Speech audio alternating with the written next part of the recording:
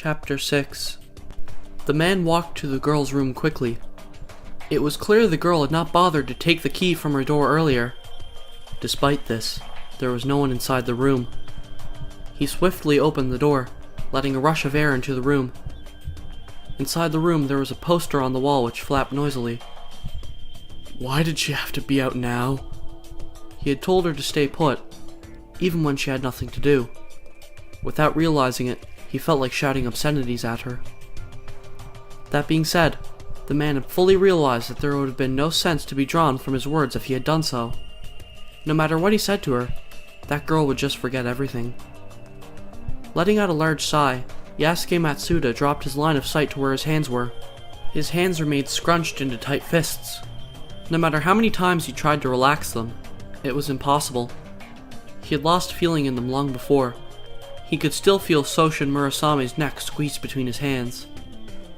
Soshin Murasame's sore red eyes flashed through his mind suddenly. He squeezed his fists more. It was like his hands were still wrapped around the boy's neck, suffocating him of air. Why did she have to be out now? He whispered in a much weaker tone than before as he left the room. He exited the dormitory, and soon Matsuda found himself heading towards the biology building in the East District. If he were her, then he would be there. There wouldn't be another place a girl who had forgotten everything would be. It wasn't even the height of summer yet, but already the back of Matsuda's dirty shirt was drenched in sweat. Covered in perspiration, he felt like he was as heavy as lead. It should have taken around 10 minutes to reach the biology building on a normal day, but this time it took at least twice the amount of time. Even so, Matsuda somehow finally reached the biology building. Looking like a broken wind-up toy, he scaled the stairs in a strange, awkward waddle, and within a few minutes was standing in front of the neurology research facility. As he took a deep breath in, he roughly opened the door. He looked into the room with hope. However, there was no one there. It was still too early to be discouraged by this, but an uncomfortable feeling stirred in him. What happened here? It had not been hidden well. There were traces of vandalism in there, on the desk, on the bed, all over the laboratory. Don't tell me. His expression changed as he quickly hurried over to the bed. Something moved under it, as if it had anticipated his actions. Who's there? As he instinctively raised his voice, he reached down and raised the bedsheet. He saw a girl under the bed. Matsuda felt his stab of anxiety ease with some relief, but within the next moment, that relief was blown away, like an explosion. Matsuda saw the bed thrown into the air. It drifted through the air, looking as though it was much lighter than what it truly was, and soon began to spin around in a dizzying motion. After spun for an inconceivable amount of time, it finally fell to the ground, like gravity had at last remembered it existed. The bedsheets, still in Matsuda's hand, and flipped upwards and lightly grazed against his nose, and floated back down to the ground. A deep rumbling echoed through the room. After the rumbling had come to a stop, Matsuda heard a voice, or more specifically, Matsuda heard a laugh.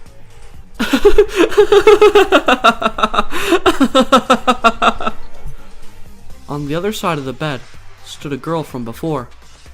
Wow, talk about good reflexes. I wasn't expecting you to be there. I thought it was yet another idiotic girl. That girl from earlier had a stupid grin plastered to her face, and all the guys I've seen up till now in this place seem to smile like they're bonkers, but maybe their appearance was grandeur enough to make them at least a bit attractive. You? That girl was trying to give him instructions, even if it was in a strange way, and that Matsuda guy asked her questions like he was ignoring her. He just wanted to hear about that girl. He wanted to know about her so much it was unbearable. He was so fascinated by it. He looked at her body over and over again like he was licking it all up. Then naturally, it shouldn't be surprising that his dangly rompa was all For fuck's sake! Matsuda suddenly kicked the bed beside him. A metallic clanging echoed through the lab. Oh my, are you mad? The girl continued smiling all the same. But it's me who wants to be angry. Hey, why aren't you looking at the ridiculously adorable face of one Junko Anashima like a lust-driven demon? Why is it? Hey, why aren't you horny? As he heard the girl's words, Matsuda remembered something. I knew it. You really are weird. Am I? But you see, this is really weird for me. That's your real personality, isn't it? Wait. Quit it with those comments about my personality. Enoshima quickly switched to an offended tone of voice. For sure, you're making it sound like up until now I was just feigning innocence, but I've been making sure I kept at least one aspect of me the same, so you'll know it's me for sure no matter how I am. Still, since I bore easily, I pretty much hit the snooze button as soon as you got such a sloppy personality. Even still that... What's your purpose? Matsuda interrupted Enoshima with a question. His expression changed to a glare. Oh, you're getting serious? You won't waste your time talking to the ever-famous Queen of Chatting. It's like we're in a Saiyan battle, right? Just answer me! Frustrated, Matsuda raised his voice angrily. What is it you want to achieve? Just what is it you're trying to do? Enoshima tilted her head slightly to the side. Nothing really. I don't want to do anything. What? It's too late. I shan't do a thing. I'm not going to do a single thing. I have everyone else doing it for me.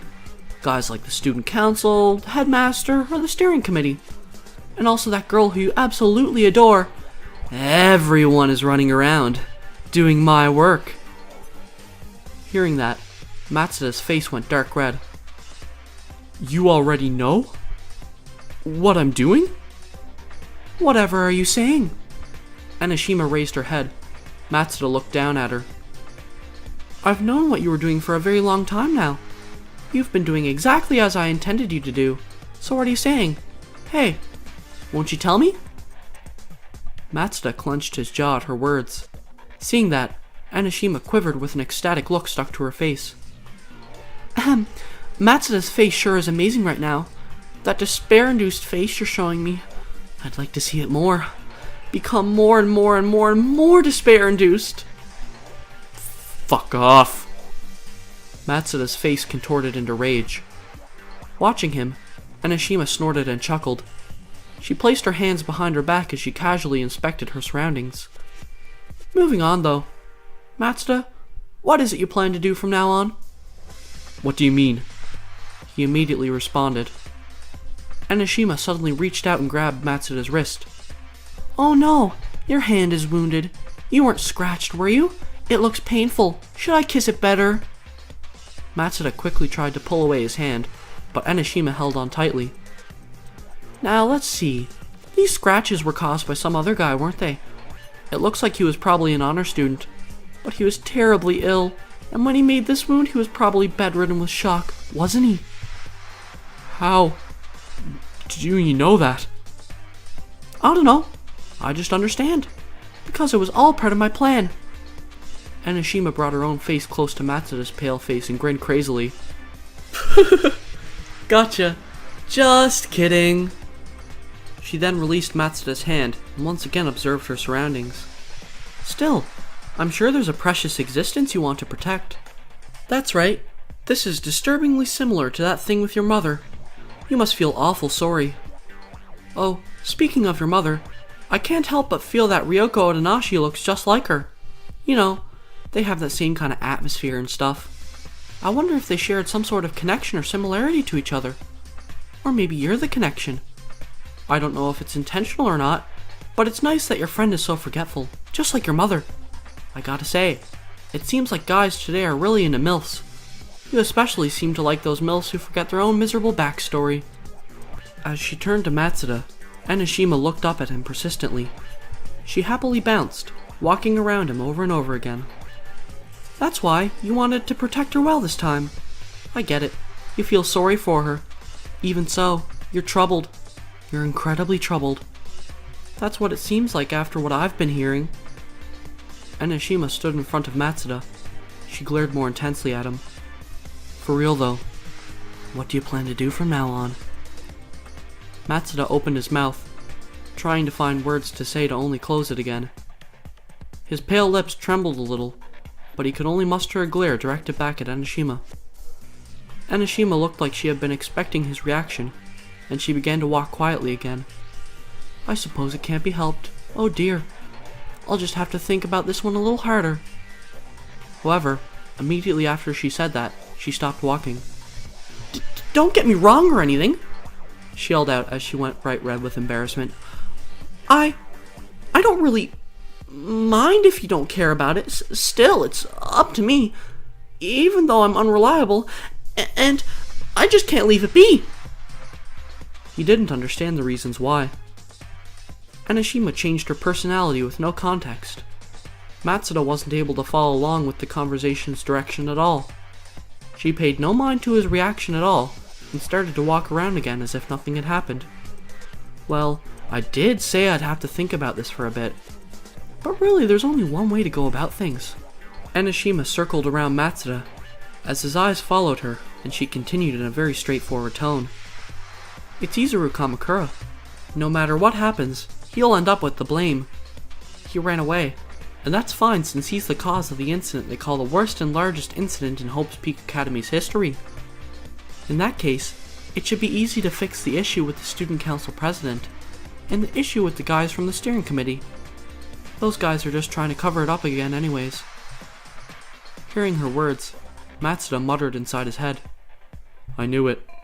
Still, if that guy said what he thought was true, then that means it just makes less and less sense. Just tell me, what are you trying to achieve?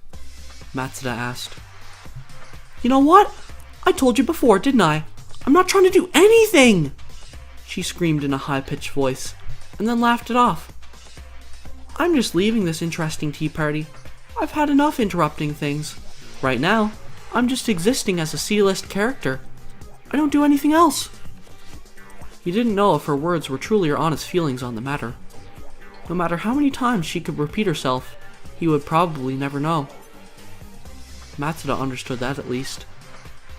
Well, in the end, it's all up to you. I don't really care what you do with this situation. Yeah, do whatever you like, because I'll accept whatever ending we come to.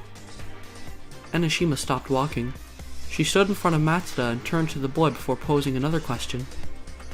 So, what will you do? It is all dependent on whether you go along with it or not, isn't it? Although Matsuda had understood what she was saying, Matsuda had to ask her something. You know where this Kamakura guy's whereabouts are? Nope, not a clue. Anashima quickly shook her head.